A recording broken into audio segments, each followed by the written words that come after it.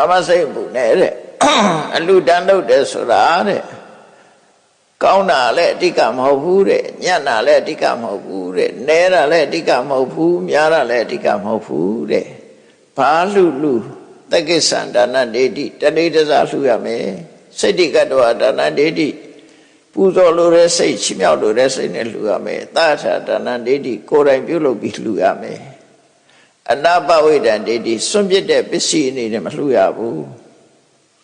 အာဂမနဒိဋ္ဌိကောဒိဋ္ဌဒါနဒေတိ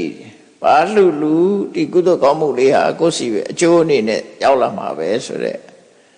အသိဉာဏ်ရှိပြီးတော့လှူရမယ်ကမ္မတက္ကတာသမာဓိဋ္ဌိနဲ့လှူရမယ်လို့အဲ့ဒါလေးဟောတာဗျာ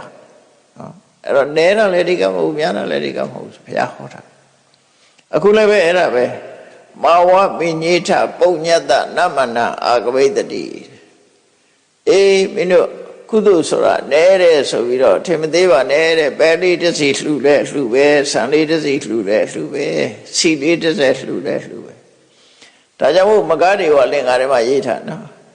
ရှည်အေးတစ်ခွက်စီတစ်စက်နဲ့လက်ဖက်တယိုးကြမ်းတချိုးမြဆိုမန္တိဆရာတော်ရေးထားတယ်မကားတွေက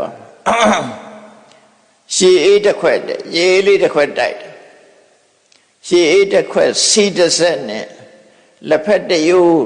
ရှင်းတော့အလှပေးရင်လက်ဖက်လေးတွေလိုက်ကန်တယ်လေခုကတော့တော်ကြီးစားကြလားမသိပါဘူးရှင်းရတော့တစ်မြုံလောက်ပဲစားကြတာနော်လက်ဖက်တယိုးကြမ်းတချိုးမြကြမ်းပြီးရင်တချိုးလေးပြန်တို့ကြည့်ပြူတာ